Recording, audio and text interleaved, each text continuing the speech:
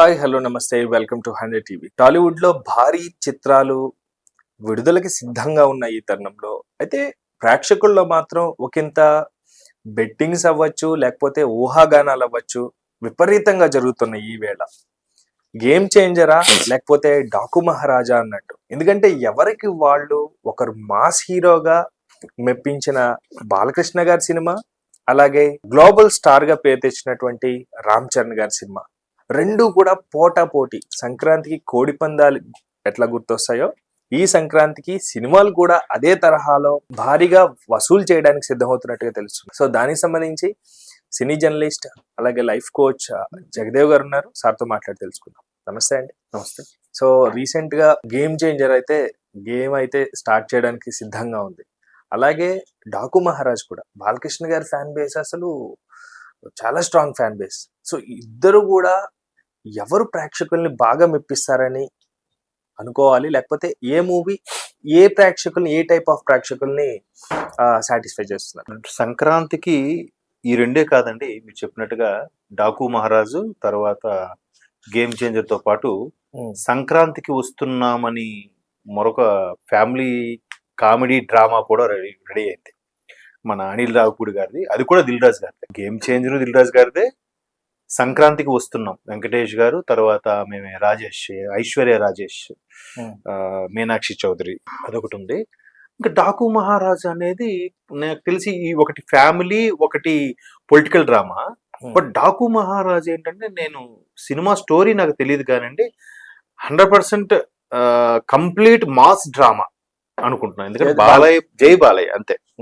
So ఏదికి దానికి అదే ప్రత్యేకంగా ఉన్నాయి. ఇక్కడ ఒకదానికొకటి పోటీ అనుకుంటూనే దాని సెపరేట్ జానర్ లాగా అనిపిస్తున్నాయి ఇప్పటి వరకు, అంటే నాకున్న ఇన్ఫర్మేషన్ ప్రకారం. ఇకపోతే గేమ్ చేంజర్ ఒక పొలిటికల్ అండ్ సోషల్ మింక్లింగ్, అంటే ఒక ప్రభుత్వ అధికారి పొలిటికల్ లీడర్స్ ఆడిన డ్రామాలోంచి ఎలా తప్పించుకున్నాడు, లేదంటే పొలిటికల్ లీడర్స్ ఆడిన గేమ్ లోంచి ఒక గవర్నమెంట్, సరైన సిన్సియర్ గవర్నమెంట్ ఎంప్లాయ్ గేమ్ ని ఎలా చేంజ్ చేయబోతున్నాడు అనే దాని మీద శంకర్ గారి యొక్క అస్త్రం సంధించబోతున్నారు అని అనుకుంటున్నారు. కాకపోతే గత సినిమాల దృష్ట్యా చూస్తే శంకర్ గారికి డిజాస్టర్లే మిగిలాయి. సో ఇక్కడ ఎక్స్పెక్టేషన్స్ శంకర్ గారి కన్నా రామ్ చరణ్ మీద ఉన్నాయి. ఎందుకంటే మీరు ఆల్మోస్ట్ ఆల్ ఎప్పుడంటే మనకి రామ్ చరణ్ గారి గత 4-5 సినిమాలు తీసుకుంటే డిఫరెంట్ సిరీస్ అన్ని జోనర్స్ లోనే చేశారని చెప్పుకోవచ్చు. రంగస్థలం చూస్తే అసలు గోల్డెన్ స్పూన్ తో పుట్టిన పర్సన్ అంత మాస్ గా, పల్లెటూరు వాడిగా, ఒక యాక్సెంట్ తో డీగ్లామరైజ్డ్ గా అనుకోవాలి ఒక విధంగా, అలా చేశాడు.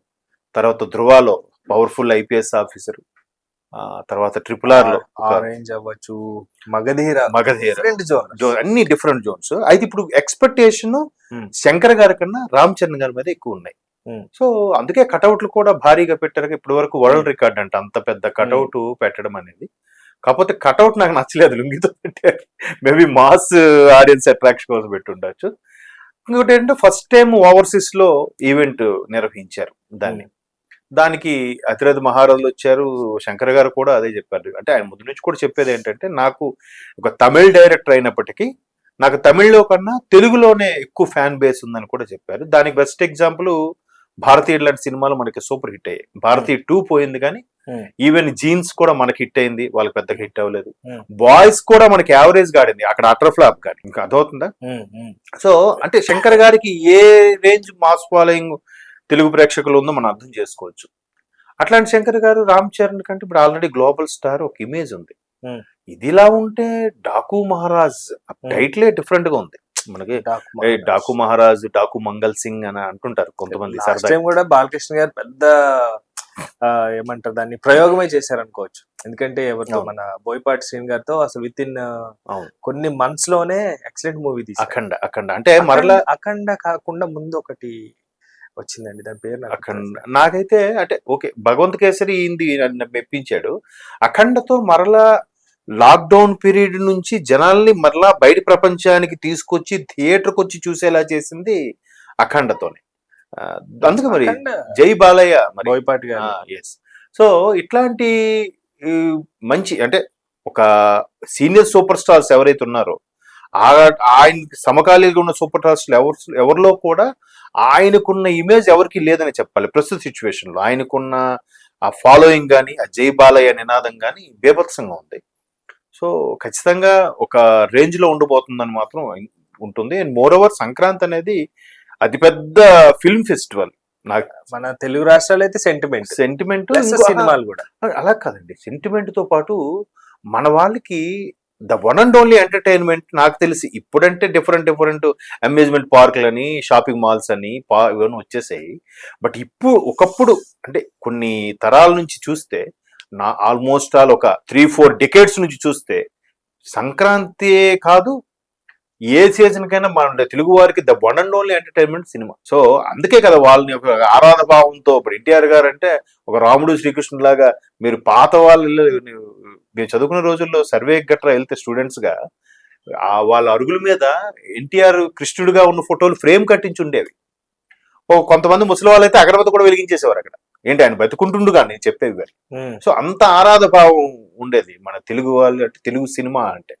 పైగా మన దగ్గర ఇంకో గొప్పతనం ఏంటంటే టాలెంట్ ఉండాలే కానీ వాడు ఏ మతము, ఏ రాష్ట్రము, ఏ జాతి ఇవేవి చూడరు. వాడు పెర్ఫార్మెన్స్ బాగుందంటే ఎటువంటి భాషా చిత్రాన్నైనా ఆదరిస్తారు. అది చాలాసార్లు ప్రూవ్ అయింది. సో మళ్ళీ ఇక్కడ coming to the film festival, ఖచ్చితంగా కంటెంట్ ఏమాత్రం ఉన్నా సంక్రాంతికి 3 సినిమాలు బాగా ఉంటాయి. ఇవన్నీ కూడా 100% గ్యారంటీ ఇచ్చేవి. ఇవన్నీ ఒకవేళ శంకర్ గారి సినిమాలో గత సినిమాల ఆధారంగా సత్తా తగ్గింది అనిపించినా ఇక్కడ రామ్ చరణ్ కదా ఒక ఎలివేట్ చేసేస్తాడు ఈయన. ఇంకోటి ఒప్పుకోవడం కూడా, మీరు అన్నట్టు డిఫరెంట్ జానర్స్ చేస్తున్నప్పుడు ఖచ్చితంగా ఆ జానర్ ని చూస్ చేసుకోవడం, ఇక్కడ బాగుందా బాగోలేదా అనిపించుకోవడం ఇలా కూడా ఉంటది. ఇప్పుడు ఈవెన్ రాజమౌళి గారు కూడా, ఇప్పుడు ఎన్టీఆర్ గారు రాజమౌళి గారు, ఎన్టీఆర్ గారు అదే రాజమౌళి గారు రామ్ చరణ్ గారు చేసేటప్పుడు ఎన్టీఆర్ గారు చూస్తే నేను చక్కన ఎరదీస్తాం, బాగుందా బాగొచ్చిందా అని అంటారంట. ఈయన్ని ఎప్పుడు అడిగినా సార్ ఓకేనా సార్, పర్లేదు సార్, ఇంకోటి చేద్దామా సార్ ఇలా అంటాడంట. అంటే ఎంత బాగా చేసినా కూడా ఇంకా కావాలా, బాగా వస్తుందా, ఇంకోటి చేయమంటారా అన్నట్టుగా. అంటే ఒక్కొక్కరు ఒక్కొక్క స్టైల్. సో ఈయన ఆ స్టైల్లో ప్రూవ్ అయిపోయాడు కాబట్టి, దట్టు వెనక ఎటువంటి దిగ్గజాలు ఉన్నాయి. ఒక మెగాస్టార్, ఒక పవర్ స్టార్ ఇమేజ్ కూడా almost all Ram Charan grab చేసుకున్నాడు. గ్రాబ్ చేసుకున్నాడు. సో పండక్కి బాగుంటుంది అనిపిస్తుంది. మెయిన్ శంకర్ గారి సినిమా మీద కూడా ఎక్స్పెక్టేషన్స్ ఉన్నాయి. మోర్ ఓవర్ డాకు మహారాజ్ కూడా ఉన్నాయి. సంక్రాంతికి వస్తున్నాం, వెంకటేష్ గారు అంటేనే ఫ్యామిలీ హీరో. సో అది ఖచ్చితంగా ఎలా ఉన్నా సూపర్ గా ఉంటుంది. దట్టు ఆయన సెలక్షన్ అలాగే ఉంటుంది.